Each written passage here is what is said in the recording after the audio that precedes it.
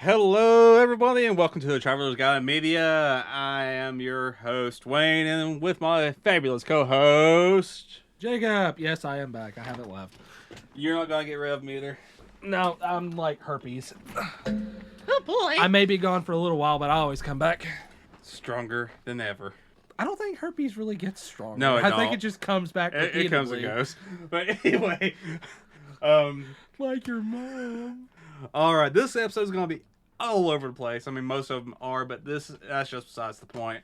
Today's episode is just basically we're covering whatever we talk about. This is basically just going to be a hodgepodge episode of whatever the hell we feel like talking about. So it is going to be off the wall everywhere because that's by design. Yep.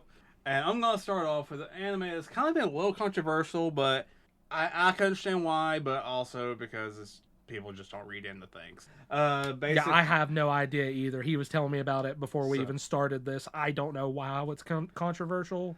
Yeah. But basically this anime I was reincarnated as the seventh prince. And some of you may know it, some of you may not, but basically the reason why this anime was controversial was because of the main character. What people don't know is that this character was originally meant to be a girl in the show. wait, the character was supposed to be a girl? Yes, the person who originally wrote the main character as a female, but no, they wanted a male, so they did not change up the character styling at all. Why? That doesn't.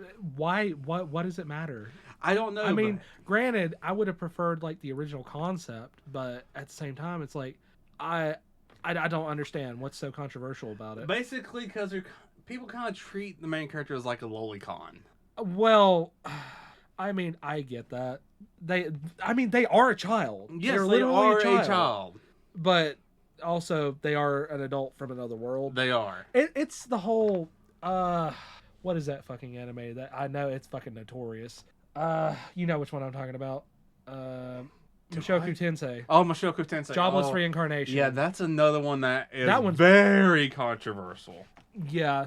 Oh my dear Jesus. Well, see, it is for a lot more reasons than that, but I'm just drawing a comparison. Yeah.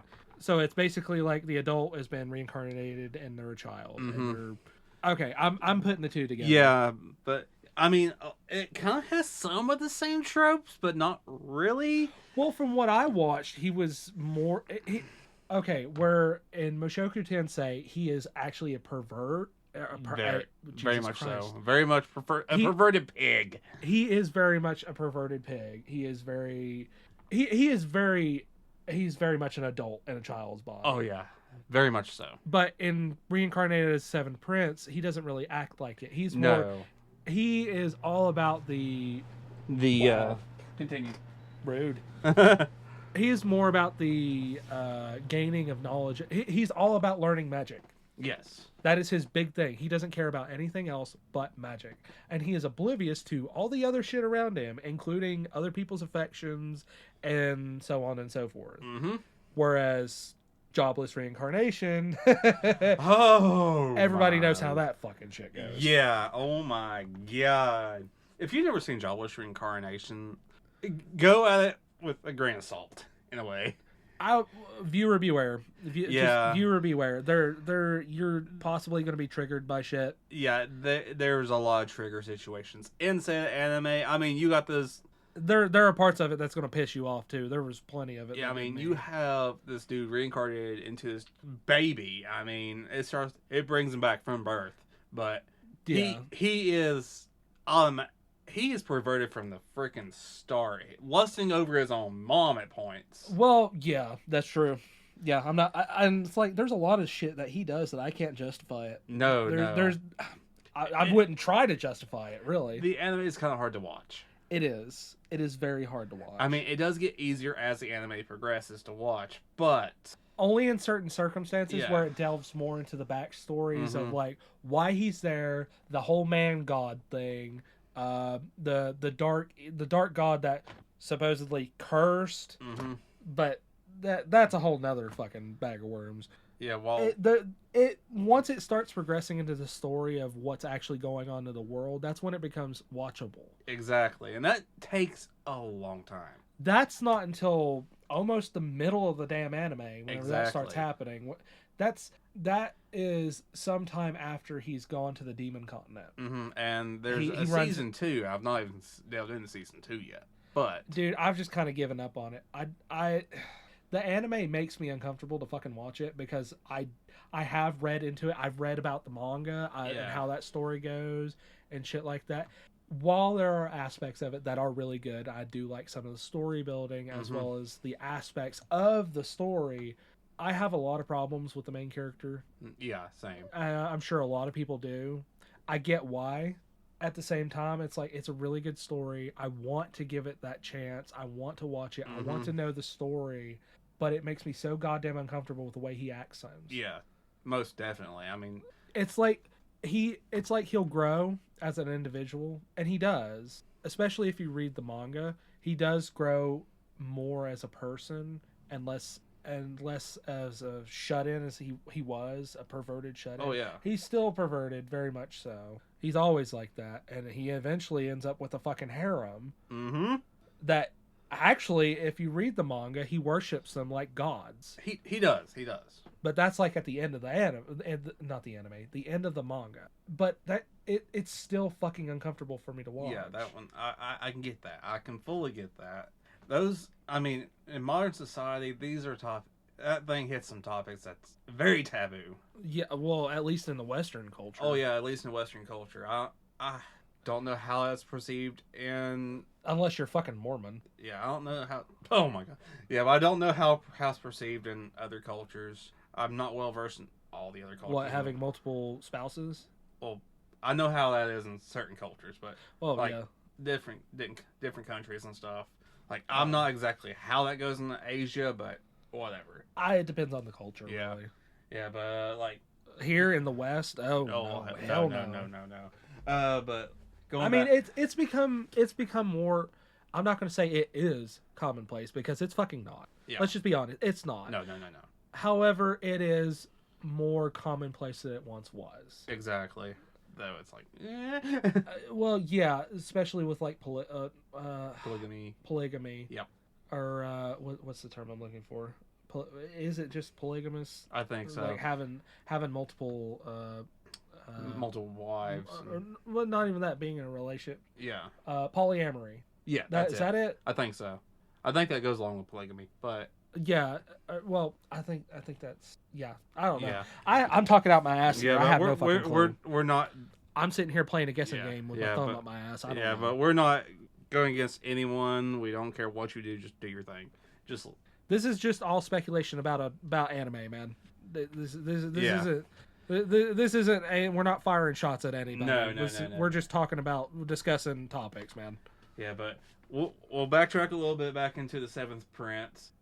That one I find is really cute in some aspects. I love how he just goes into this obsession with... I mean, he's obsessed with magic. It is purely obsession of magic. Yes, it is. He does form some nice relationships in this anime, but his main goal is magic. Always. First and foremost, it's always magic. What he can learn, if he can learn anything, because that's his first priority. What can I learn from this individual about magic? Exactly. That's the way it was with the demon when he stomped the fuck out of him, which was hilarious. The first demon, a very strong demon, and was guarding the library, and he just made it look like nothing. Yeah, he just played with this demon. Yeah. Figuring out his magic. That's what it was. That's all it was. And then he starts learning it, and then he turns it around on him. He's like, "Oh, you're using demon magic now. Oh no." Yeah, this character goes from not that essentially a child that knows magic to being what I would an extremely overpowered child, a great mage, or like an archmage type character in regards to magic. Yeah, and they're only like. What is it? What was their age in the? I think it's isn't he only 7? I think he's 7 or 8. Yeah, somewhere along that line. I think he's still within somewhere either in the single digits or he's 10. I think his youngest sibling's 12 or something like that. Yeah, the one who's got all the control over the beast, all the monsters and stuff. Yeah, he's the tamer of the family. Yeah, no, he's either in the single digits or he's right there at the cusp. Oh, that's well, the Tamer's a girl.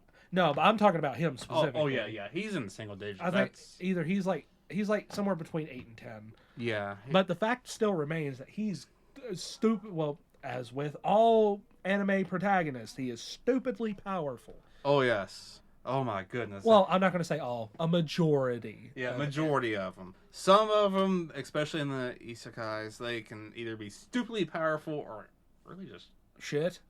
Yeah, pathetically weak. What? Well, see, there are animes where they start off weak and then get stronger, which is the weak to strong trope of anime. What's a good one you can think of off the top of your head? The weak to strong? Yeah. The most recent,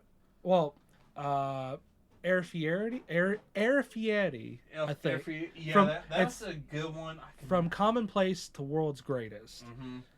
Because he literally starts off as just being able to use like a type of alchemy. Yeah. He can transition one material and refine it and such, or create materials with it.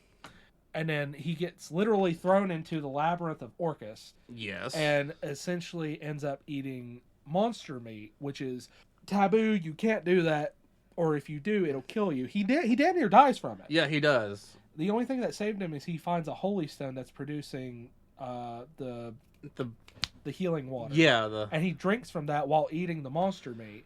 And not only that, he gains the abilities of the monsters. The only reason he's able to do that is because he survived the first time doing it. Exactly. After that, he's fine. He can just eat the monster meat and he's fine. But if I remember right, he actually takes the holy stone or the magic stone. I'm pretty sure he does take the holy stone. But throughout the labyrinth, he uses that stone a lot because it does heal wounds. It does. But the only reason he survived was because he found that stone. Mm-hmm. It's the only reason he survived eating the monster meat. I think, what fucking monster was it that he first ate? The first, wasn't it a wolf?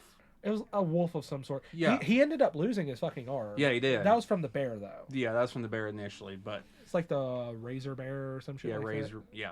I do love his vengeance that he got on this bear, though. Oh, yeah, fuck no. He fucking... he straight up stomped that bear. He did. He came back with fucking vengeance. But yeah, that anime is a very good example of the weak to strong trope. Oh, definitely. With anime. Though I'm more used to it being a slow progression instead of just we're gonna run through this whole fucking this whole labyrinth and then he comes out of it at the other end. Basically, a god. Yeah, he speed ran this shit.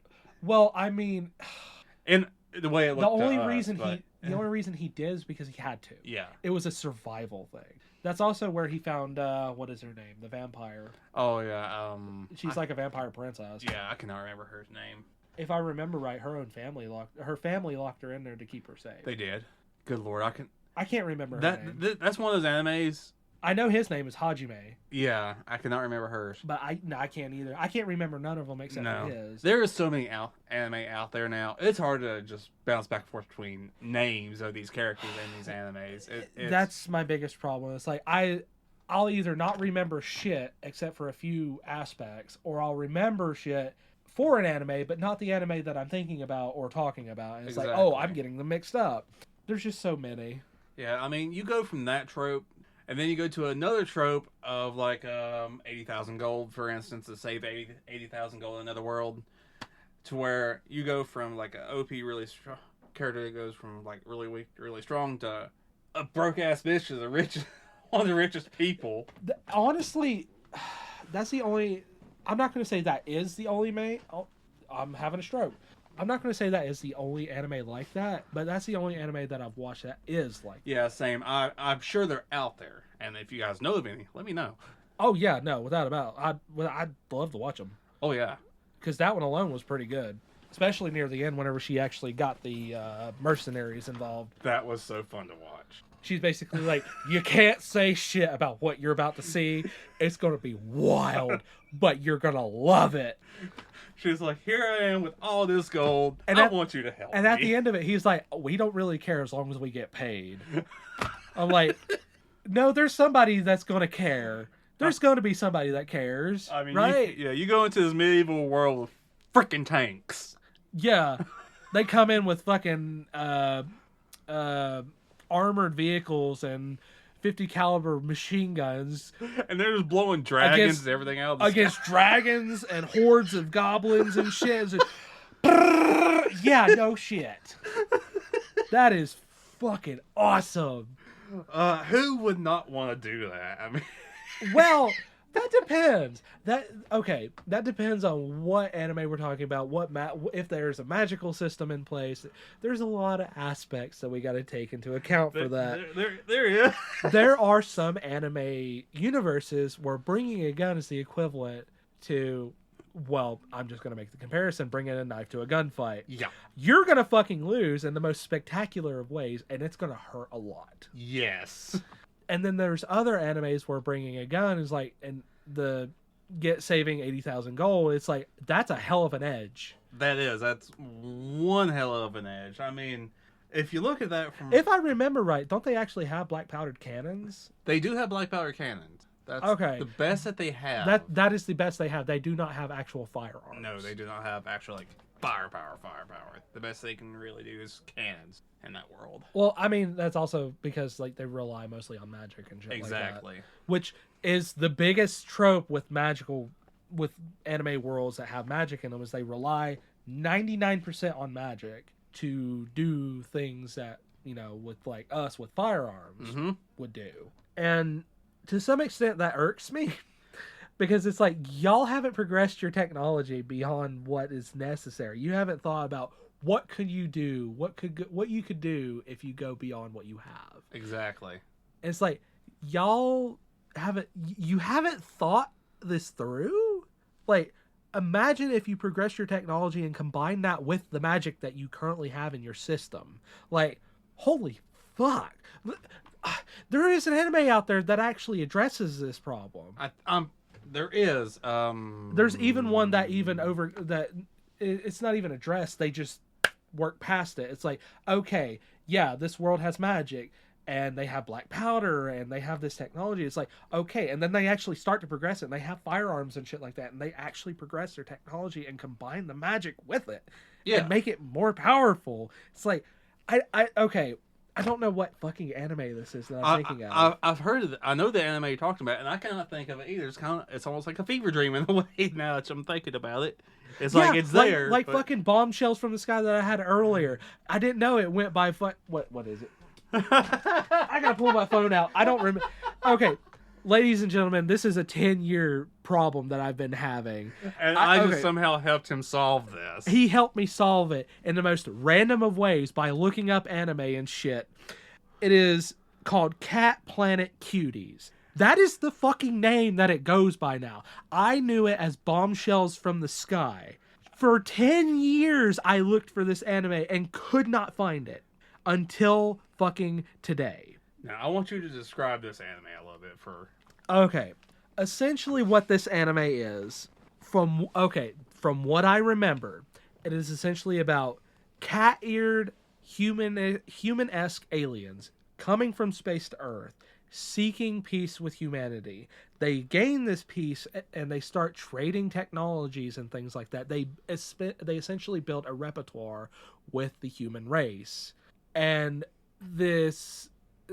one of them essentially finds this boy, and he helps them and befriends them and such. And essentially by the end of the anime, he goes into this gene editor fucking machine and becomes one of them because they have the ability to do this for some fucking reason. And since he essentially becomes part of their race, he has access to some of their technology that humanity would not have. If I remember right, they have like these bell necklaces that they wear. That's part of their technology that only they can use. Only they have access to this technology. Beyond that, I don't really fucking remember a lot of it. This has been like the early 2000s. I would say around 2011 or no, 2009, 2010, 2011, somewhere in that ballpark. Yeah. I would say the earliest being 2009. After that, I could not find it. It fucking vanished. I would look up Bombshells in the Sky, anime, Bombshells from the Sky, Cat Girl, anime. It did not matter what I looked up. It vanished. I could not find it. I looked for this anime for years. Fucking years, because I wanted to watch it again, because as fan servicey as it fucking is, it was still a good anime and I wanted to watch it. I have been foaming at the mouth to find this fucking anime again, and then randomly some bullshit like this happens and he just pulls it up willy-nilly on his fucking computer, and I am aghast. Fucking aghast. It is fucking Cat, whatever the fuck it is.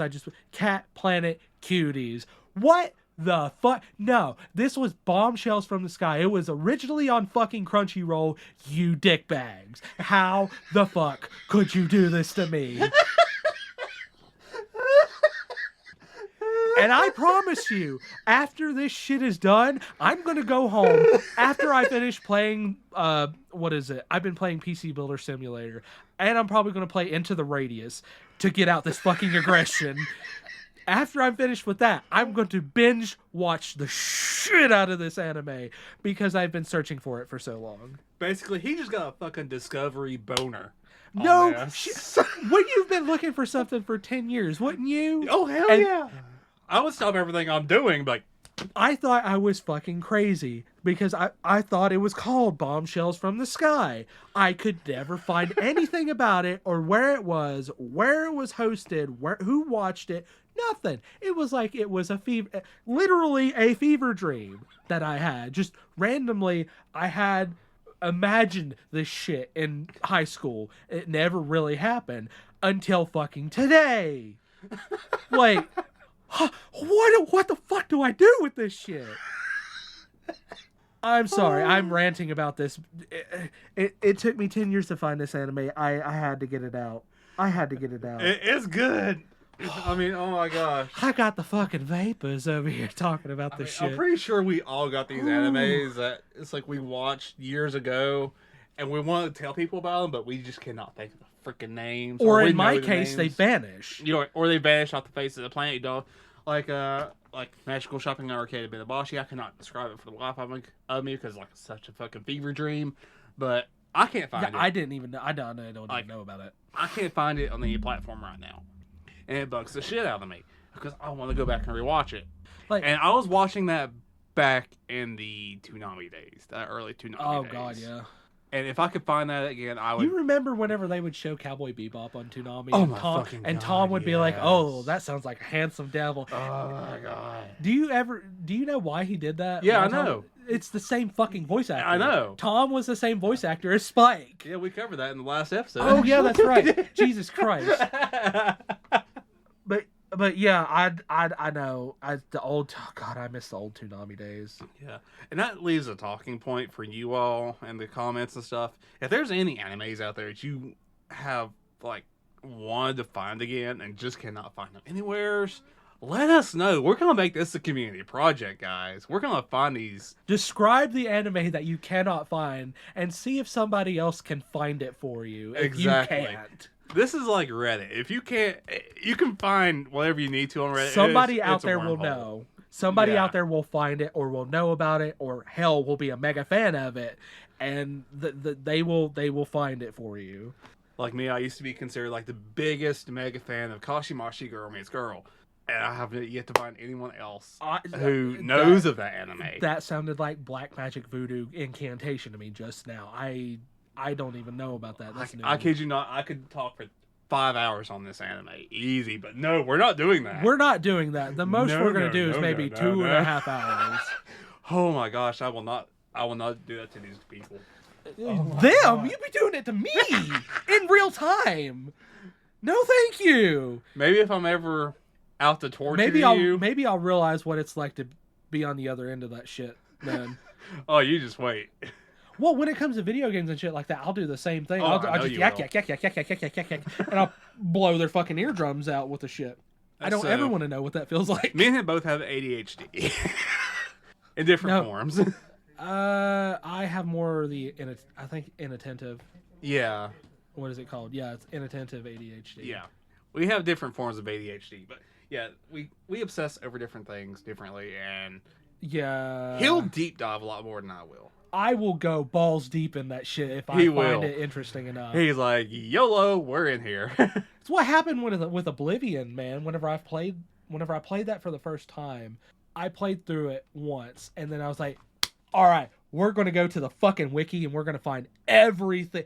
I was the literal physical embodiment of the Oblivion wiki. I knew where to get Umbra when you first start. I knew the fact that you could get Umbra at level 1 starting out as soon as you leave the goddamn sewers. I knew about the level up glitch that you could do at Pyrite Shrine. I knew about the stealth glitch that you could do whenever you're in the cave. I knew how to screw the system so bad to where I would essentially be God in the world of Oblivion. There's a lot more. Like you, I could deep dive into this shit for hours. Oh, yeah. But I'm not going to do that because that's not what we're talking about. No, we're going to try our best not to do the super deep dives. If you all want that, that's... I wish I could do that with Into the Radius, but it's pretty it's pretty surface level. Oh, yeah. It's like, it's all there. It's like, there's nothing really deep about it. Maybe, like, what you think about it, but other than that. Anyway, back on track. Where were we? Okay, where was we? We was at the 80,000 gold. We was there. I think we the fucking armored vehicles, 50 caliber we fucking machine guns. Basically, to sum it up, you go from nothing to having freaking everything in this world. From having a bunch of resources you can pull from in your own world. That's true, but the only reason that she had that is because she could actually flip between her world and this world that she found herself in. Yeah, which is not something you see often in isekai. It's not even really a true isekai. No, it's not. With isekai, it's you are transported to this world, you have no way back. Yeah, but with her, it is the opposite. She has a way back and constantly fucking uses it. Yeah, I mean, Sword Art Online was kind of like that in the start. Okay, they was trapped in this world. No. But it's not true. It's not true isekai. No, we're going to have a discussion about this. Sword Art Online is not an isekai in the fucking least. No. It is not a transportation to another world. It is not a reincarnation. It is none of that. It has nothing to do with isekai. It is just simply, I am trapped in a fucking computer game. God, please help me. That's what it is. Yeah. Because with isekai, the requirement for that is you have to be transported, summoned, or reborn into another world to be an isekai. Now, I could let saving 80,000 gold in another world, I could let that shit slide with her being able to come back. Yeah. It does, for it to be an isekai, it is not a requirement that they cannot go back. It is the whole transportation, reborn, yada yada to another world. I can let that shit slide, and I could consider that an isekai to an extent. However, when you are in a computer game and you are trapped, that is not a fucking isekai. I'm sure somebody out there has had this argument. It is I'm definitely sure. It is not a fucking isekai. I will fight you to the death on that. I was laying in bed last night. I was like, this is going to be a conversation that triggers his ass. No shit. It is not an isekai. I am a huge fan of the isekai genre. It is not an isekai. No matter how much I like Sword Art, at least the Aincrad saga, yeah, it is not an isekai. And I will fight you to the death over that. Because they are not transported or reborn. They are literally they're in the nerve gear. Yeah. That are trapped because if they try to take it off or it's gonna fry their goddamn brain. It literally fries their brain, and millions of players died trying to get out. I mean, most of the players in that, they end up killing themselves from trying to get out. Yeah, there are. Oh god, yeah, that was one of the more depressing aspects. There were characters that actually killed themselves. Yeah, just because they couldn't get out. No, they couldn't. So they just was like, fuck it. They just fucking offed themselves. Yeah. And the thing is, they die in that, they're dead. Yeah. Because his whole thing was like to make it real. Mm-hmm. What's more real than if you die in the game, you die for real? Like later on what is it, the Fairyland bullshit? Oh, what was that arc? Alfheim Online. Yeah. They introduced the concept of pain receptor within the game. That wasn't until the very fucking end, though. No. Whenever he's fighting the fuckhead, I don't remember what his name is. It's unimportant. Regardless, he gains access to that through what dickheads, the dude who made Aincrad and shit like that, through his credentials, his admin credentials, gains full access to that shit and cranks it up to fucking 11 on his ass. And it becomes so real for him that whenever he shows back up in real life, he actually has physical damage because of it. It was so painful and so real that he literally has like bloodshot eyes, and he's actually suffering from it. Yeah. Because it was so fucking real. That shit was that was fucked. That was. That was never introduced into the first one because okay, I don't think it was there, or was it? Am I stupid? Did they actually feel shit like that? Did they actually feel pain in Aincrad? In Aincrad, no, they did not. They thought there was a ghost feeling that they had. Okay, so there was ghost sensation. There was ghost sensation. There was no real pain. But there was no real pain. Like cutting off a limb in real life, you still feel sensations of that limb. If I remember right, I think the ability was there, but it was never used. Yeah, I think it was in the code. It was there in the code in the game, but it was never used. Exactly. Because I think he was against it. Mm-hmm. And that code carried over from Aincrad into the... It was basically a rip. Yeah. They literally took everything that was Aincrad and made it Alfheim Online. Mm-hmm. If I'm remembering right. Yeah, no, it was. Yeah. It was a complete rip. It was just basically taking everything that he made and reskinning it. Pretty much. Exactly. That's why he had access with his admin credentials. Mm-hmm. That was the whole reason he was able to do any of that, is because he had access with the admin credentials for... it's going to bother me forever till I remember. I'll remember it later. Oh, yeah. What the fuck his name is. He was the creator of Sword Art, or whatever the fuck it was. He was the creator of that game.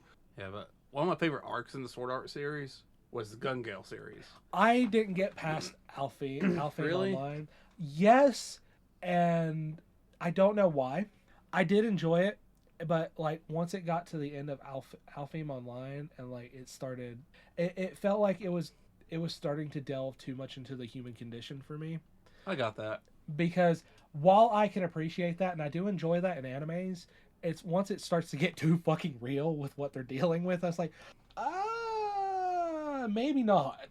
I think that's what kind of turned it off for me a little bit, is because they were dealing with more of the human condition and the psychosis and psychology of, you know, dealing with the game and how its effects on people and how it was perceived.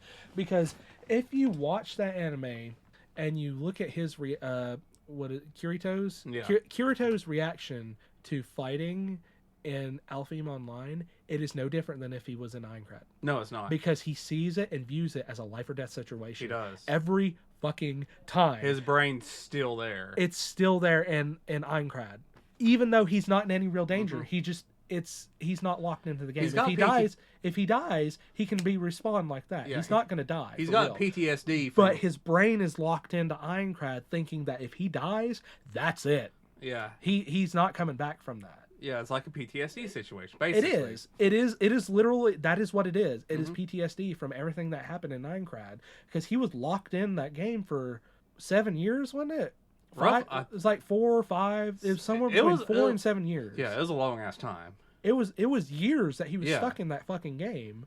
Literally in a hospital on life support. His body was. Yeah. But he was mentally in that game for that many years. Who the fuck wouldn't develop some sort of PTSD from that? No one. Especially with the fact that, like, if you die, you're dead. Mm-hmm. You are literally in a life or death situation. There is no law. You can die at any time. People, there were player killers. That was actually addressed in a couple of the episodes. There were player killer characters. One of them, the Laughing Clowns. Yeah, they were the Assassins Guild. Exactly. And then there was Bitch Face, the spear woman bitch. Yeah, I know who you're talking. I cannot think of. You know the abridged version. That one is fucking iconic for that. Yeah. There's no need to wonder where your god is. Yeah, that whole fucking situation. She was a player killer. Yeah. But not really, because if I remember right, I don't think she directly killed them. No. Because if you become a player character, your thing becomes red. Mm-hmm. But if it's yellow, you're a criminal. Yeah. And she never directly killed the players. I think she had other people do it. Didn't that have a cooldown, like a cooldown time on it? What, the player killer? Yeah, didn't that have a cooldown? I think that after a time, maybe. I'm pretty sure after a long time that. Maybe. that might go away. I'm pretty sure that they described something like that in. Maybe.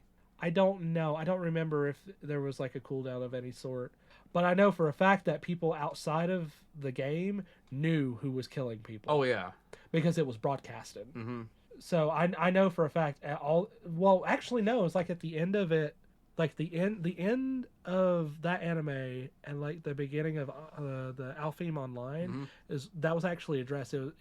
They talked about like the anime news articles, like how people were arrested for killing other players in that game because it actually killed them. Yeah, and they were. I don't think any of them knew that it was actually being broadcasted though. Yeah, probably not.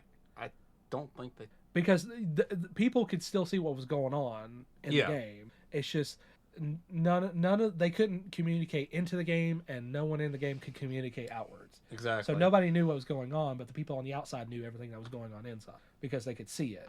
I mean, there's also the aspect that like people were going to snitch. Oh yeah, without a doubt, people were going to snitch. It was like so and so did this to me, but oh yeah, no.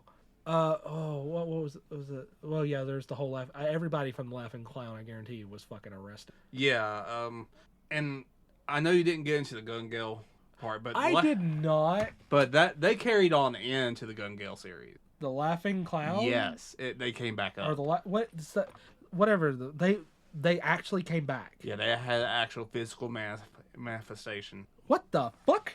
Yes. I would have thought that would have been a one and done thing. They came back. Mm-hmm. Holy shit! I had to assume it's for a story element. Yeah, it's actually, I think it's actually kind of a revenge element type deal. Revenge element? How so? Against Kirito? Yeah. Well, I mean that makes sense considering he was the one who defeated, who beat Aincrad. Yeah, because kind of essentially ended their reign. Because I know that he was protecting someone in real life and from being attacked, and they had a Laughing Clown tattoo. Oh shit! Yes. Oh fuck. Yes. Well, was that the dude from Alfheim? Well, no, he had nothing to do with that. Yeah. So, yeah. And then there's what the fuck is it? The one that's after Gun Gale, because that's the one where it actually all ends, and he's locked into it for like 200 years. Yeah. Actually, him and Asuna are both locked in. Mm-hmm. I cannot remember that. I don't know the whole story behind that either. That arc, I can't remember that arc. He ended up in a some sort of like a type of coma. Yeah, he did. He ended up in some form of coma, and it was like he was in a vegetative state / coma state.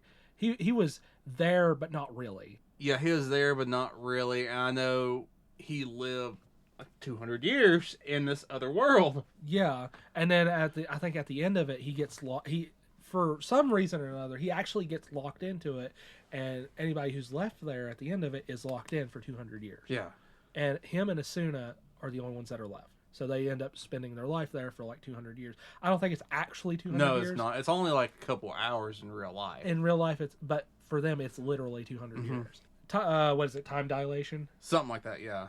The mind perceives it as being truly 200 years, but in physical reality, it's only been a couple of hours. Exactly. That's some. Oh God, what is that movie? What is that movie? Butterfly Effect? No, hell no. Hell no. The one where they go into Interstellar. Oh yeah. Interstellar. The black hole. Yeah, that deals a lot with time dilation. Yeah, it does. Because I think by the time they get back, it's been... Yeah, that movie's a mindfuck in itself. Yeah. That movie is a major mindfuck. And I think it's like every second on that planet is like... Isn't it like every second like an hour on Earth, or every second... Or is it a day? Yeah, I think every second that ticks off is like so many days on Earth. Gotcha. That shit was fucking... That would throw me for a loop. They essentially come back and it's been like 47 years or some shit like that. Yeah. Or some crazy shit. I don't know if I could live with myself with that shit. I don't know if I could either. That's one of those. If I come back and everyone I know and love is just gone. Well, see, that's the thing. Not everybody was, because his daughter was still alive, but she was basically old. Yeah. She was old, and she was on her deathbed. Yeah. Waiting for him to come back, and she dies in his arms. Like, would fuck me up. Yeah. And he still looks the same as when he left. Yeah. No. Yeah, no.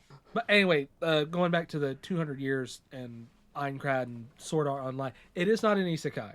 I will fight you on this to my last breath. It is not an isekai. I have had this discussion with somebody else. They said that it could be considered one. It is not. I will fight you to this till my last breath.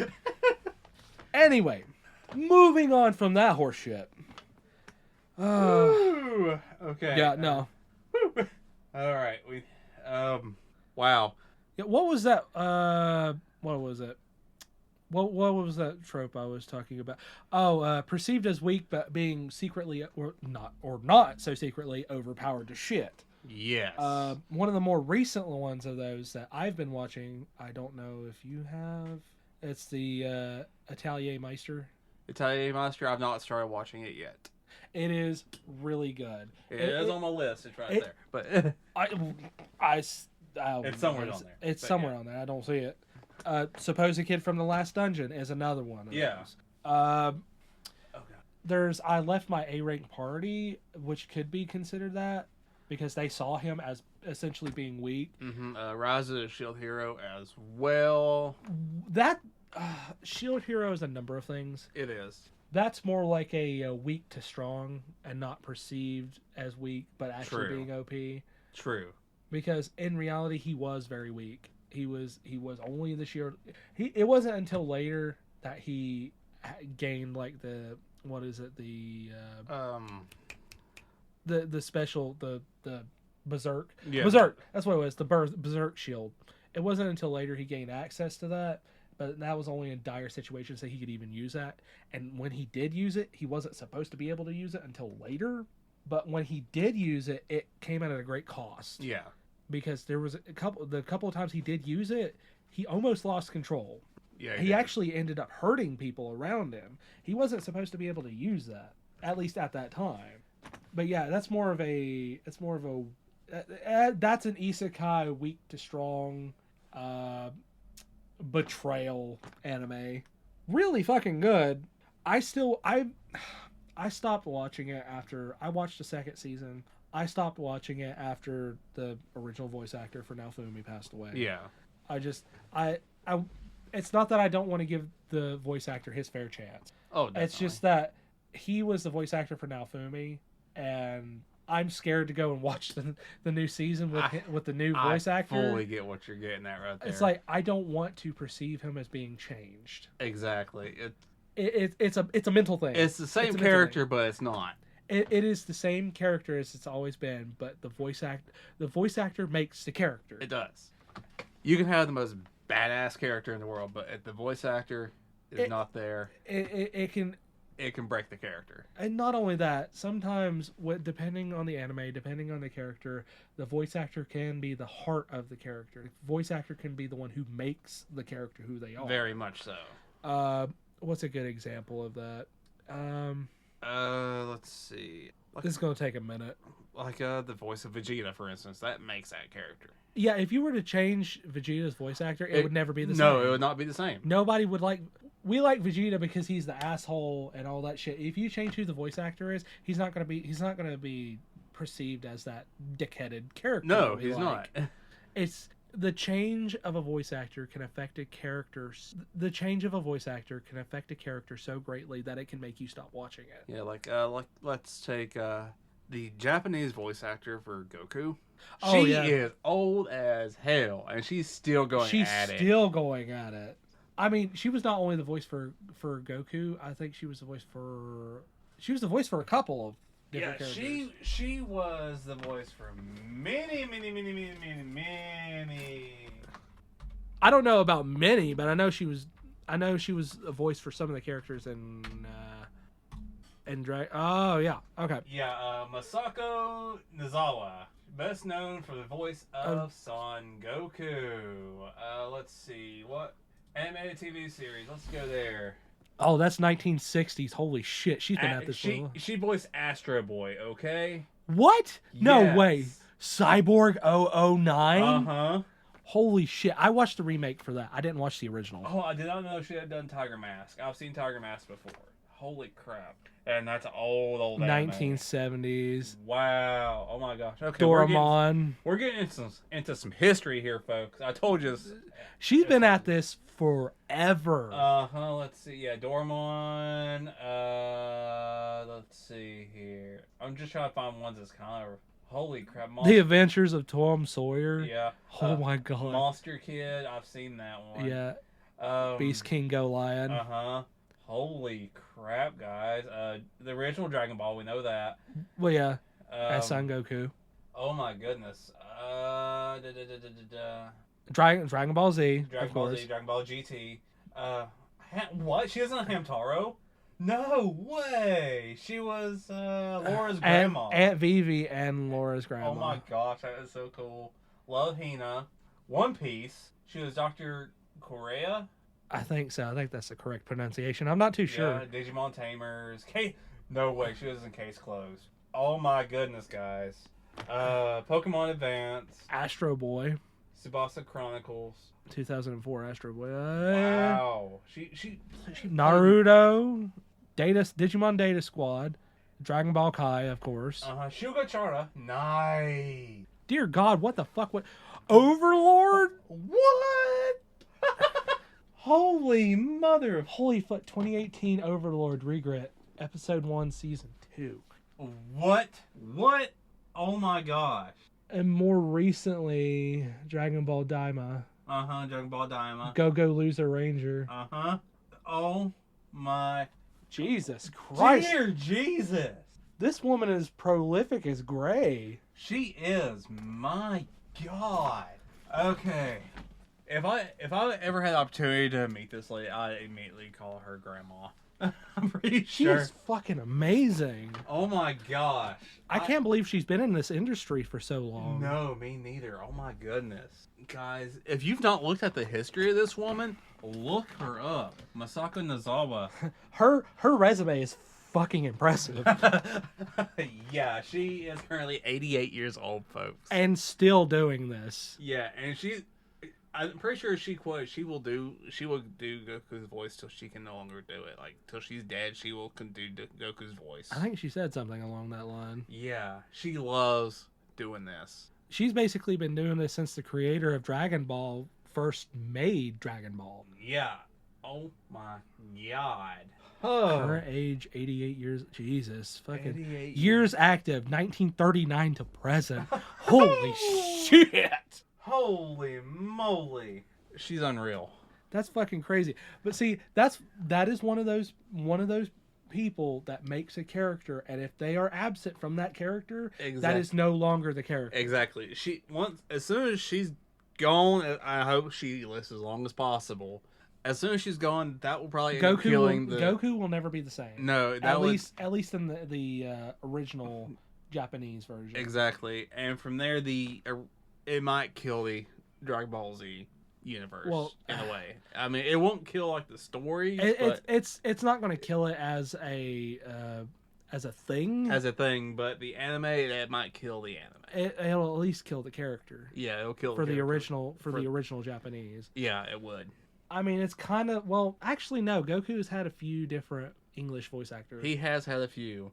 They've all been relatively like the same. Yeah, the first one was replaced not long after by I mean, it also differs between what age he currently is, because there's been some loop-de-loop crazy ass bullshit where he's been turned into a fucking kid again a couple of times. Yeah, there for sure. Sean Schemmel is the current American voice actor of Goku. Oh, okay, yeah. Mm-hmm. He's been at it for a long time. It's like I don't remember what his name is. The original voice of Frieza, he did pass away. He did. He passed away from, what was it, cancer? Something like that, yeah. I believe so. And I think they had somebody else voice Frieza. It was not the same. No, I've heard the new voice. I heard he does a great job, but it's not the same. No, he's missing something with the voice. There are some things with Frieza that only the original voice actor could do, and I'm not knocking him in any regard. It's just those are some difficult shoes to fill, Definitely. especially after a tragedy like that. Mm-hmm. It's It can be difficult. It can be. I mean, props to the producers for finding the voice actor that they did. I mean, right? He is very close to the original He is. Vegeta. Jesus, Frieza. I will see. I was also thinking about Team 4-Star stuff in my head just now, so I Yep. went like Vegeta, fucking Nappa. Anyway, what the hell was I talking about? I've completely spaced out where I was going with that shit. Frieza's voice actor. Oh yeah, Frieza's voice actor.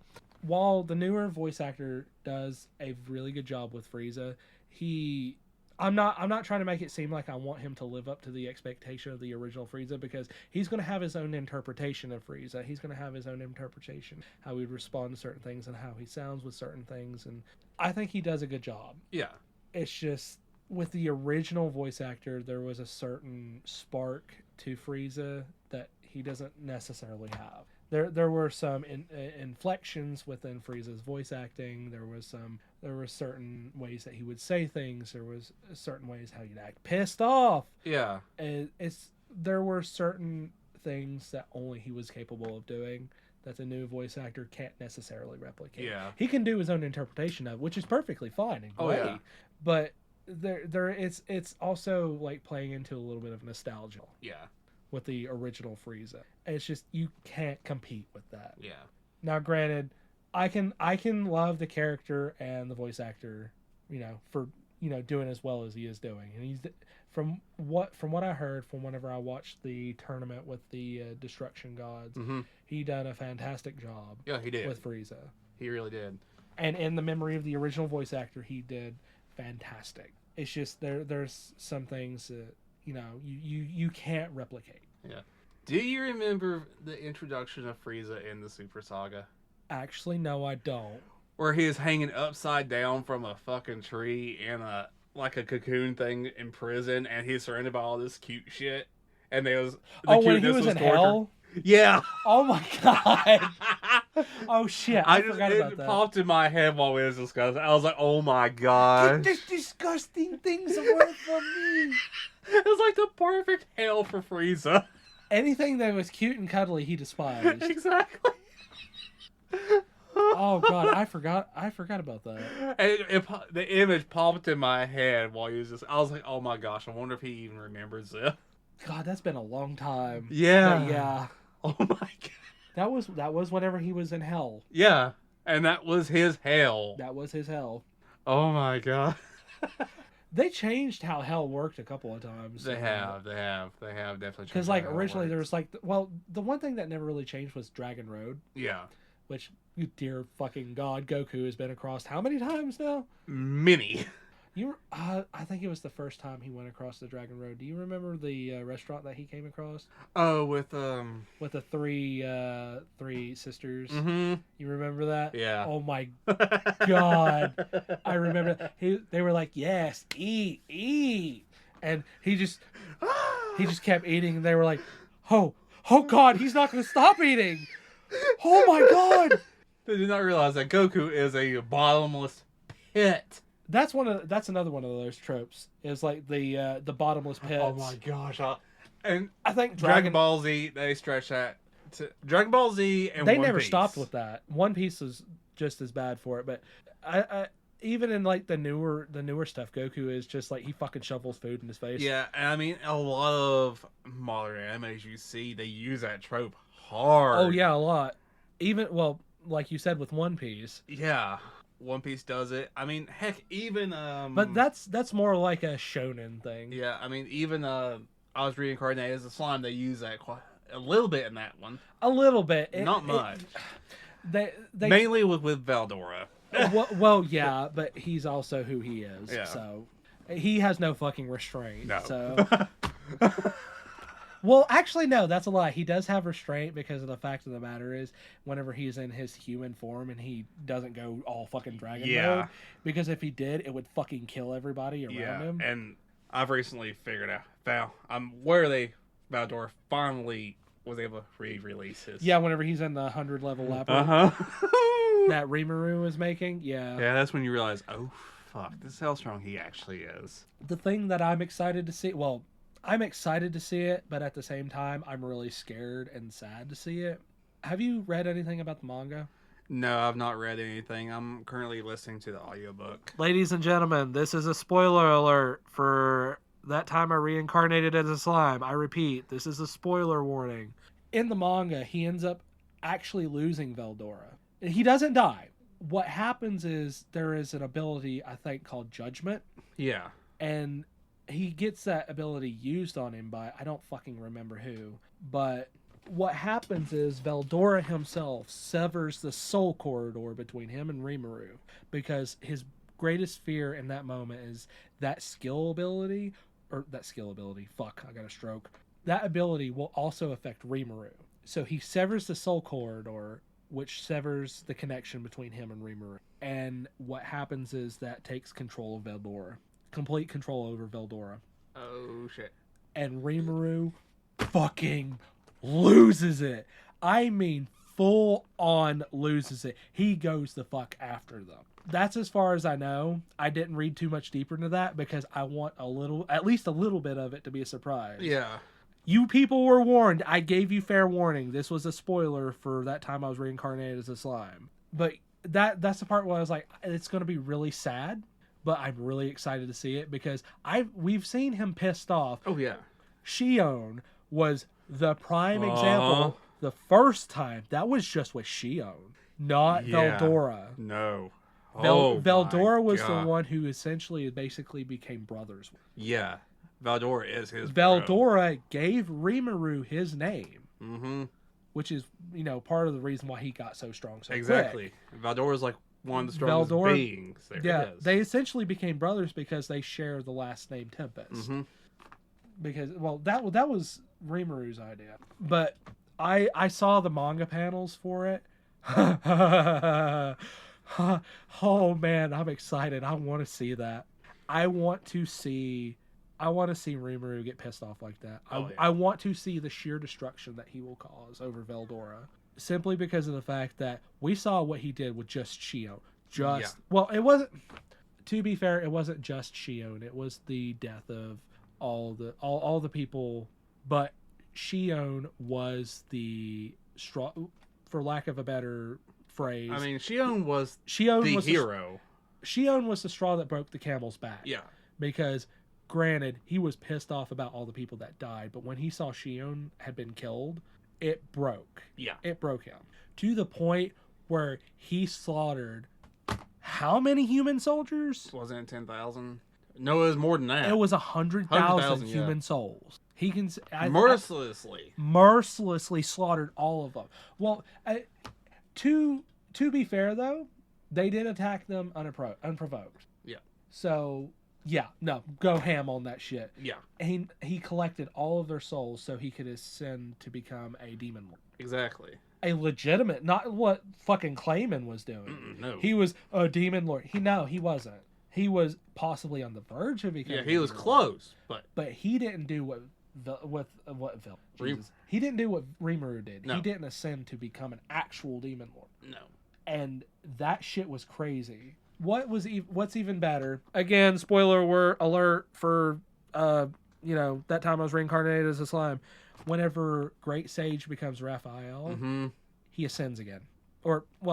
Raphael changes again. Yes. Because Rimuru gives Raphael a name.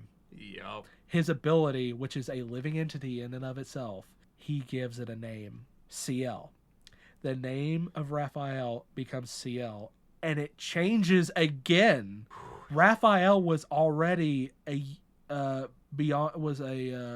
what kind of skill was it? It was originally it was the unique skill Great Sage. Yeah, Great Sage. Then it became what was it? I cannot remember the name of that. It ascended to another tier level of skill. Mm-hmm.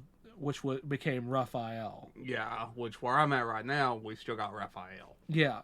Well, this doesn't get addressed until later, like around the time Veldora gets taken. But I didn't read too much into that particular part. Not because I didn't want to, it's just I couldn't find a whole lot of information on it at that time. But CL essentially becomes, instead of being enslaved, it's more like a friend relationship. Yeah. Instead of a master servant ability wise, CL becomes an individual. their own individuals, capable of their own thoughts and feelings and shit. Whereas being Raphael and Great Sage, they were only able to dispense information. And whenever he became Raphael, the god of wisdom, knowledge, whatever, you could see part of that breakthrough because the way they would act. Yeah. It's like, I have no idea what you're talking about. I love to hear those two bicker. It is hilarious. What, Raphael and Rimuru? It gets worse whenever he becomes CL because they, like I said, they become a full-fledged individual. While they are still a skill or ability or whatever, they become something entirely different because they become a living entity. Well, within, what you could expect from being a skill. Yes. Like they become an individual. They have their own thoughts, feelings, and they don't necessarily always have to obey Rimuru because they are their own individual after that. But they become so much more potent. Like, the whole reason that even kicked off was because Rimuru...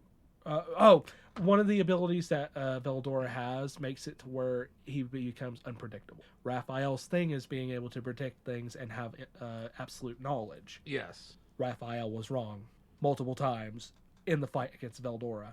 The thing is, Rimuru, Raphael was apologizing for being incorrect and wrong, and Rimuru was essentially like, that's okay.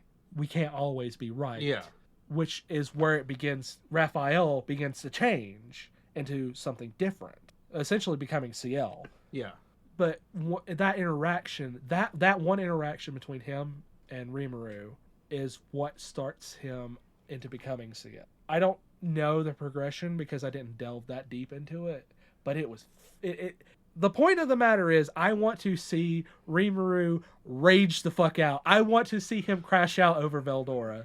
Yeah, that's gonna be badass. I want to see him pissed off in his demon lord state, because one of the things that I've noticed within the most recent season is like he's trying to exude his demon lord presence. Oh, yeah. It's not done diddly shit. No. And it's his actual demon lord presence. Yeah, like... And it's done nothing to creatures that are below him, around him. Mm-hmm. Like with his recent, where I'm at right now, where they're getting ready for the festival, and basically he's exuding this power. He's doing all and the god, and what's her face? You're talking about the meet and greet where he's dressed up as fucking king and shit, and they're coming up to meet him and and he's exuding this, and that one girl's like, that doesn't phase us, right? He's like, oh. Yeah, essentially, it's sorry. like his demon lord presence doesn't do diddly shit, and I think I know why. It's because he's not exuding malice behind it. There is no malice behind it. That's why. Whenever this shit happens with Veldora, that's when we're going to see the real demon lord Rimuru. Because from the part that I read, or the parts that I read up to, the little bits of information that I gathered on the further episodes, like in the manga. If I remember right, he starts to climb the ladder to where he becomes on par with Guy Crimson. Yes. Oh, fuck. Yes. He starts to build up the ladder to become on par with him. Oh. A lowly slime becomes on par with Guy Crimson, a primordial demon. The same well, actually no, he's stronger than Black, I think, or Noir. What is his name now? It's fucking Diablo. Yeah, Diablo. Because Guy Crimson is he is a primordial demon. He is a demon. He is a primordial. He was actually Rouge. Yeah. He was originally known as Rouge, whereas Diablo was Noir. Mm-hmm. We have not yet seen the capabilities that he has, but him and what is her name? Dragon girl. I forgot what her name is. Oh, Malim. Yes, Malim. Guy Crimson and Malim are the two oldest demon lords, as well as I forgot what her name is. She was the fairy of the labyrinth. Oh yeah, that little beef. Why can't I remember her name? I was watching that last night. Yeah, you know who I'm talking about though. as annoying as she is, I fucking do love her character because she's got that Chihuahua syndrome. She does. However, we haven't actually seen what she can do. No. All we know right now is She can we've seen a create- small bit with her creating that labyrinth. She can create a labyrinth of any size. Exactly. She did say that she cannot control elements inside. She cannot control natural. natural elements. occurring. Yes, what you just said. She cannot control the weather or naturally occurring elements. Exactly. Those have to be introduced. Well, actually, no. I think she can control kind of the temperature and stuff like that. Yeah, but that's probably about it. I think that's about the extent. She can't control natural elements such as ice, magma. And Malim offered to go get some storm dragons and ice dragons for this labyrinth. So She did. They did. They actually did. yeah, I've not actually been that far yet, but The forest actually starts to overtake the labyrinth. oh shit! The whole forest starts to overtake the lower level of the labyrinth. Of course. But yeah, I'm looking forward to Rimuru Crash Out to Veldora. That would be. That will be one for the fucking ages. Mm-hmm. Speaking of crash outs, when I was talking to you about this earlier, it's what was that fucking anime? In Another World with my level 2 cheat skill. Yeah. With Philo and all of them. Yeah. Okay. Speaking of crash outs, I told you about this earlier, but for those of you out there who have not watched this anime or don't have all that much knowledge or haven't even got to this part yet, spoiler warning if you haven't watched it. There is an episode, I think it's episode 6, 7, somewhere in that ballpark, where the main protagonist, where I think her name is, she's basically the wolf girl character. I don't remember what the fuck her name is, and that bothers me. Essentially, the Jin Haya goes after them. Her whole goal is to kill Philo. And, well, the thing is, the dude wished for him to die. Her whole thing is, the wish is not... For that wish to be granted, there has to be some sort of sacrifice. Guess what? That requires human sacrifice. And a bunch of these people have these black collars on them that once that wish is granted, kills them immediately. Oh, shit. Decapitation, immediate beheading. The thing is, though, if that wish cannot be granted, or was not granted, the collars are removed and disappear. Mm-hmm. So, that's just a little context. So, the Jin ends up going after him, and ends up killing her, and not him. She jumps out in front of him, and essentially does die, kind of doesn't die. It's basically in that state between life and death. Yeah. She's essentially going to die if nothing is done. Well, see, the thing is, he has an ability. You find out later after they fight and yada yada yada, they become friends. He has an ability called Epiphany. It is why his abilities are infinite. His stats, his skills, his magic, everything is infinite because of this one singular skill called Epiphany. Any ability that is used against him, he learned. Like that. Doesn't matter if it was designed for him or not. That includes the Jin's magic. Oh. As well as the time manipulation magic she has, which is not meant for human hands. No. He ends up using it inadvertently to reverse time on her to before she was wounded, because he did not have healing magic that could work on. It was so severe she was going to die. He uses that time manipulation ability, and Haya freaks the fuck out because how the fuck does a human have Jin magic? That would be because of Epiphany. At this point, he essentially beats the living dog shit out of her without mercy, to the point... Okay, so he doesn't know that she's essentially come back. He uses this ability unknowingly because he gains the ability because she uses her magic against her. The thing that I left out about him learning the ability that's used against him, he also learns the offshoot abilities to these. So any and all abilities and magic that she knows, he now possesses, whether he can use it or not. Yeah. Which he can, it just can be very dangerous for him, such as the time manipulation. That is extremely dangerous for him to use because it can only be used in a limited area. If you go bigger, it can start to have dire consequences. Anyway, she tries to use the origin of light and darkness magic that she, and only she, possesses. It is ineffective. I mean, so ineffective, he breaks through it. He literally grabs her by the face and starts to beat the bloody fuck out of her. I mean, black, blue, ham on this bitch. Oof. I'm talking about a beatdown that would put that shit with Cell to shame. Woohoo! I am talking about a beatdown that I, from the pit of my soul, envy, because I wish I could be there in real life to witness it. I love it so damn much. There are a few animes that have crash outs like that, but this is the one that ranks right there for me. That is the top tier because, my God, was it just chef's kiss. Just, yeah, I can rant on for days about that. I watched it once and just sat there slack jaw just going, holy shit. That reminds me of Full Metal Alchemist, Roy Mustang. That's another Oh my one. god. Okay, yes, that is right there on the top 3. God. No, top 5. That'll be the top 5 for me. The Roy Mustang crash out with Lust. Boosh. Or no, it wasn't Lust. It was Envy. It was Envy, yeah. Because Envy was the one who ended up killing. Killed.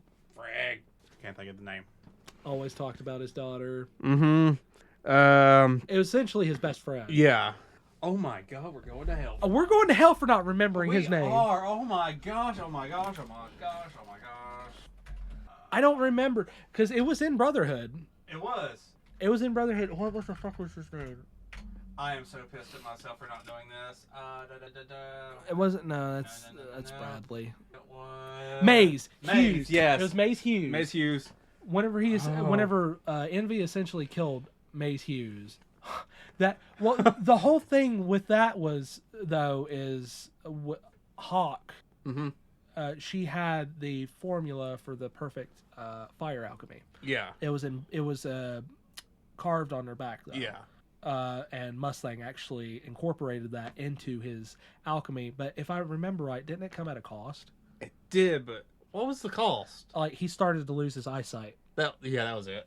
He started to go blind from it. That was the cost of using the perfect fire alchemy. Mm-hmm. He incorporated that into his snapping alchemy, his own alchemy, and just sitting there just snapping her out of fucking existence. And I loved it because he'd just sit there for a second, let her kind of just sitting there cooking her, and every now and then he'd let for just a sec, and she'd start to and boosh again. Not even get a word in edgewise, just fucking cooking her. Uh-huh. Envy did not fucking know what hit her. No. Like, okay, I think if she realized what killing Maze Hughes would actually do, I truly believe she would have never done it. No. If she could have saw what the outcome would have been, she would have never done it. No. Because that crash out was truly second to none. Because he did. Oh, that the funeral. The funeral was. Mm-hmm. Oh, that was so fucking sad. I'm getting flashbacks now. I cried on that funeral. What a terrible day for Rain. Yeah. Oh my god. And then Hawkeye being there is like, it's not raining. Yes, it is. Yeah, it's raining, just different kind of rain. It's. Oh, I remember sitting there screaming, going, yes, yes. Oh. That was one of the crash outs for the century. Mm-hmm.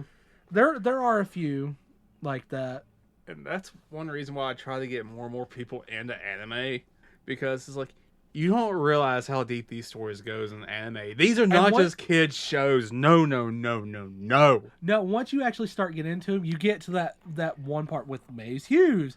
And you just sitting there going, yes, kill that bitch in the worst way. You're screaming for vengeance. You're like, I want this. I want them. I want them to suffer. I want them to burn. I want them to die in the worst way.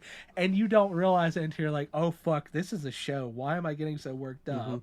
These shows will give you emotions you didn't know that you could feel sometimes, or that you even knew you had. No. That's one anime that'll give you bloodlust.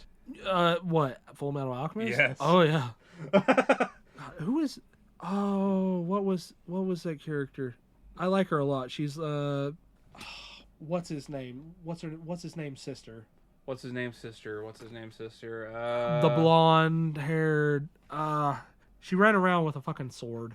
She ran around with a sword. She's the brother to Big Man. She's the brother of the big man, huh? Armstrong. She's the brother. She's an Armstrong. So she's a brother, huh? Her brother was Armstrong. I don't remember what her name was. It was Louis is Armstrong's sister. Yeah. I cannot remember off the top of my head. I'm surprised she's not listed on here. Yeah, I don't see no other. Oh, Oliver. Yeah, Mira Armstrong. I actually liked her character a lot, just because she was a take no shit character. Yeah. There's a lot of characters like that. It's just I really liked those. Yeah. Fullmetal Alchemist was kind of full of those. Oh yeah, there's plenty of characters that were take no shit. I mean, all of them were. Well, I mean, most of them were take no shit. Yeah, I loved the rush, like Winry and Ed. Oh yeah. Oh, the ending of that shit. Oh my gosh. Whenever he lost his alchemy. Uh-huh. How he proposed to her. It wasn't even that he just lost his alchemy. He lost his gate. He did. He no longer had access to his gate, which is why he could no longer use alchemy. Mm-hmm. And how he proposed to Winry, that was... I actually don't remember that. I don't remember how he proposed. He mentioned equivalent exchange when proposing to her. Really? Mm-hmm. Oh my dear God, how cheesy is that shit? That hurts. Of course it's going to be how he proposes. That's all he knows. It's what he knows. Yeah. Even though the equivalent exchange bullshit is what got him into all this shit. Exactly. Oh my God. Memories.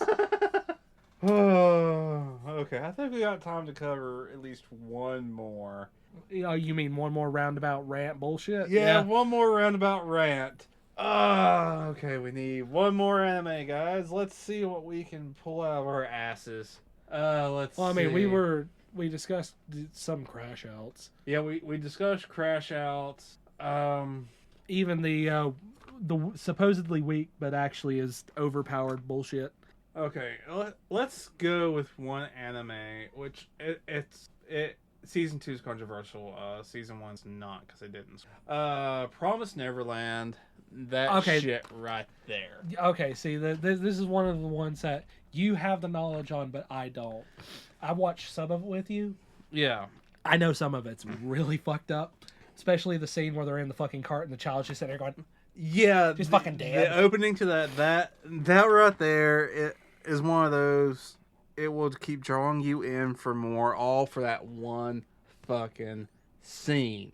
Like, I don't even know what the fuck was going on. I don't know what's going on. I don't know why any of that's happening. I watched that episode and that was it. Really? That's all you watched? That is all I watched. Do you want spoilers or do you not? Because I can deliver. I'm here for it, man. I'm just here. Okay, so basically, Emma and was it 4 of them? The 4 main, they discover... I know the kids are being killed whenever they leave. Yeah, that's when they discover that, oh, hey... We're not actually being adopted. We're being harvested. They're being harvested? Yes. They are being raised as cattle, basically, for these demons. Demons? In a way. They're like monsters in a way. But they consider them demons in this show. Aren't they like aliens? In a way, I guess you could call them that. But yeah, they're basically being raised as like cattle for these beings. What the fuck? Uh-huh. What about the rest of the human race? They're in a whole They're all in on it, aren't they? Actually, no. The Promised Neverland, that their universe is separate from the actual human universe in this. What the fuck? Yeah, there's like a gate that separates that world from the full human realm. So it separates them from us. Yes. Okay. Mm-hmm. And basically, from what I've gathered, is they are raising humans to feed to these to keep them from coming into the human realm. Basically, it's like a what's the word I'm looking for? A payment of sort. Yes, basically, it's like a payment, a tithe, or some whatever the fuck you want to call it. It is a sacrifice of sorts. And these demons, they need the substance from the humans. So it's not even that they want to; it's they have to. They have to have it, or else die. they will wither away and die. Oh, that's crazy. Mm-hmm. And you only It's not even a perverse, oh, we want to do this. It's like either we do this or we die. exactly, and you don't learn this until after they escape these four main kids gather all their little brothers and sisters that's at this orphanage to escape. Oh shit. Yeah, because the main mother of this orphanage, of course, yeah, she's in on it. I would have to assume that any of them that are there's like staff are in on it. They would have to know. Exactly, and the whole thing about it is that some of these orphans, they become mothers. They get, you know how they take tests? Yeah, they took the tests to. I thought these test scores are determining whether or not they're worthy to be mothers. Oh shit! Yes. All of them, or just select ones that has the proficiency, the know-how, and all that, and is able to like be like leaders. Mm-hmm. They will offer them. It's like you either become a mother or we eat you. What kind of fucking choice is that? Of course they're gonna take it. Exactly, and it's not just the females. I forget his name. The white-haired boy. But basically, he takes the option to become. Oh, he's more of like a father of sorts, but. So mothers and fathers. Mm-hmm. Okay. Yeah, but he basically takes this option, and the demons basically take him and start teaching him, and they're basically building him up to run his own orphanage. But he escapes in a way. Okay, so wait, the mothers are the ones that run it. Yeah, the mothers and the father is the one who's the head of it. Yeah, they're still kind of considered the mothers in a way. Okay. They're still kind of, but there's like this archdemon kind of deal. It's over everything. So why doesn't humanity fight back? They can't, can they? No, they can't. They just can't fight back. Like, it's hard to describe. I'm trying to describe this the best way. They don't have the technology to fight against them. Exactly. They really don't have the technology. They're overpowered and outnumbered. Mm-hmm. Like, the opening area in this anime, it seems like a happy place, but there's a wall, a perimeter. And I think that was showed in the first episode. It kind of was. It's like off in the distance. Yeah, that gate that they go through. That's part of the wall. Mm-hmm. And basically, on this wall, on the episode before last, of the first season, Emma, she manages to get on top of this wall, and when she gets on top of this wall, her heart sinks. Why? Because there's a fucking gap from the wall to the rest of the land you cannot jump. Basically a chasm. A humongous chasm. These kids pull some prison shit and get all the bed sheets they can freaking get. To climb up the... Aren't you rude today?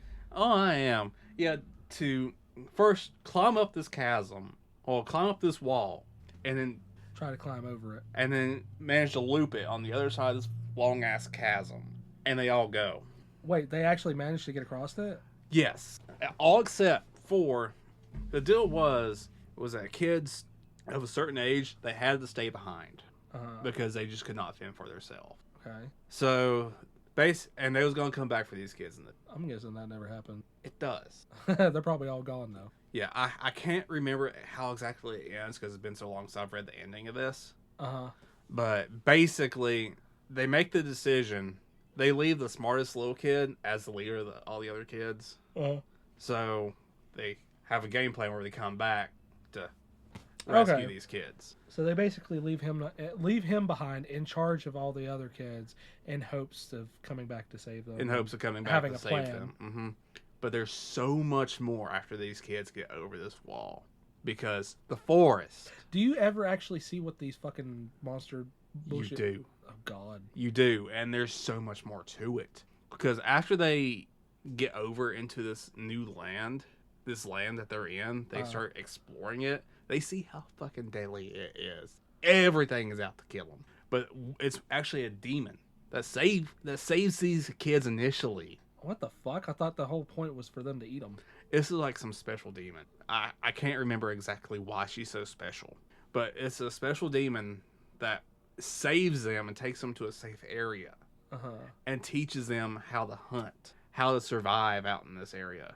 Plot armor. Yeah, basically they're out there for years before for a couple years before they go off on their own, and they have to go find what's his name.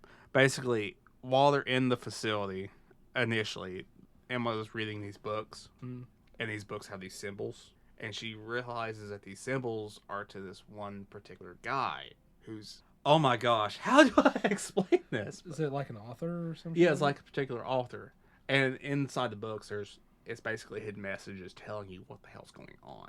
Really? Yes. How they're being harvested for sustenance and shit. Basically, and there's this dude, he's set up way out in a desert in this world, in an underground bunker. Jesus. Talk about secluded. And they're out, the kid's mission is basically to find this guy. And whenever they Because finally... he's really the only one that knows what the hell's going on that could give him the information. And whenever they finally find that bunker, he's not there. Where the fuck is he then? Dead? I cannot remember exactly what happened to him. But, yeah, he's not there. It's just a bunker, and in that bunker is one guy. One guy, and he's like this. He's possessed. This is his bunker. Oh, God. It's basically, this is my bunker. This is my bunker. Get the fuck out. Exactly. I don't know you. And he threatens to kill these kids and everything. And Bond, but yeah, this is as much as I'm going to give out on this. Yeah, it gets fucking deep. There's probably a lot more that I'm missing. I'll figure it out later. Yeah, now you're kind of interested, aren't you? A little bit, yeah, because it's like, what the fuck is going on? Yeah, it gets freaking deep. Question is, why can't humanity fight back against these bastards? Yeah, I forget the exact reasoning behind all this, but there's some special door that they're trying to get through. Oh, so they're actually trying to get to it. They're trying to get and escape this land eventually. Ew. Yeah, I'm kind of interested in that. Yeah, and it also explains all the numbers on their necks and stuff. Oh, that's right. I forgot about that little aspect. It's like cattle. Yeah, that makes sense. So. Cows are numbered. Yeah, that's true. Huh. Yeah, I'm going to have to give this a rewatch. Or actually try to watch it. Yeah, because that universe is expansive. Let's just say, I think they call it Toyland or something. Toyland? Something like that, but there's an arc that gets fucking brutal. Oh, God. I would rather watch Bombshells from the Sky. But it really gets down deep and explains it. Just don't watch season 2 of Promised Neverland because it just skips over. I'm not going to just skip over the first season, dude. I'm going to watch all of it. Well, season 2. Season 2 skips over, like, 7 years. Oh, so there's a time jump. Yeah. Season 2 of the anime jumps 7 years. Holy shit. Talk about a time And jump. there's so... You completely lose, like beginning arc of it. Completely. Like, so it's completely, like, cut off from the original season. Yeah, after season 1, it completely... Do they just move the fuck on? They just move the fuck on. Like it never even happened. Yeah. That's shitty. God. Speaking of fucking time gaps, what I was talking about earlier. So I'm a spider, so what? Yeah. The 15-year time gap. That shit was crazy. Yeah, we were talking about this earlier. I was talking about the 15-year time gap between what happens with the humans, the human classmates, and what's her face as a spider. There's I might be giving away spoilers, and they might not know this. Spoiler alert! Spoiler alert! Spoiler alert! So there's a 15-year age gap, of course. There's a 15-year gap between what happens to her as a spider and what's going on with the classmates.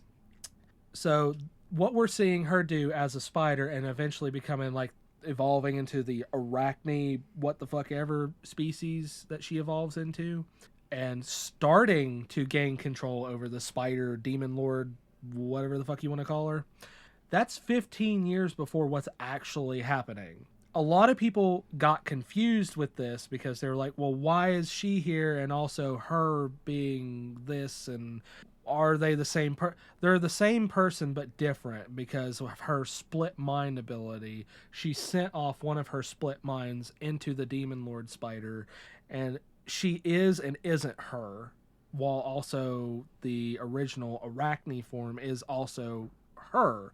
The arachne is the original her, while the demon lord is essentially becomes one of her split personality. And a lot of people got confused with that, especially with the time gap really was fucking people up, because with the anime, the manga, it's a little bit more clear, but with the anime, it's a lot more convoluted. You don't actually pick up on that unless you go and read about the manga, and then you put the pieces together. At least that's the way it was for me. I actually had to dive in to figure this shit out, because I was confused as fuck. Now I gotta go back there and read the manga to that because I've seen the entire anime. Well, oh, what, you've watched the entire thing? Yeah, I watched Okay. the anime. Yeah, the manga is better at explaining what's going on. I'll be honest with you, it's still convoluted to an extent, but it is better at explaining what's really going on and why there is a time gap. But it can still be a little confusing, because it's not like right there in your face. It's just again, it's little details you have to pick up on. Because I was like, well, why are they here but not here? Why are the kids older? And like, what the fuck is going on? I literally had to deep dive to find out. Oh, there's actually a 15-year time gap. Dear God. Yeah. I actually had to dive into that and then read a little bit of the manga. It's like, oh, okay. Why didn't you explain this in the anime? Oh my goodness. Or give some type of caveat that there's a time gap, but they never explained it, which kind of pissed me off. Yeah, no. Explain some shit. Fire Force. Oh shit! Did I tell you about the connection between that and you have told me about the connection between that and the Soul Eater? Yeah. I don't know if I've actually discussed it on the podcast. You've not. Okay. You've not. Go ahead. Spoiler alert! Spoiler alert! Yeah, I'm gonna keep doing that and annoy the fuck out of you. I don't care. That's your fair warning. So there is a connection. I don't know if people out there are familiar with the anime called Soul Eater. It basically revolves around a character named Maka, who is a Meister over a death scythe. And the death scythes can take many different forms. They can be swords, they can be guns, they can be scythes themselves. But essentially, they go around collecting souls, like the souls of like madness and demon. Well, we'll get into madness maybe. They essentially collect souls of evil beings, and eventually they have to collect a 100th soul, which has to be a witch's soul, to basically ascend to becoming a true death scythe. That Death himself will wield. He already has I think five different death scythes. Maka's father being one of them. Yes, the main protagonist, who is a Meister, is actually the daughter of a death scythe, which is a whole nother fucking convoluted discussion. But anyway, that's what Soul Eater is about. Fire Force, if you watch it, has fucking nothing. You wouldn't have any clue that these two things are connected. However, if you read the manga, you will learn that by the end of Fire Force, the main protagonist, he essentially becomes God or a god. And he literally, you watch him create death. He creates death to be a kind of, he is the god of that world, but he basically creates death to run it. Yeah. And then you see Death create Death the Kid.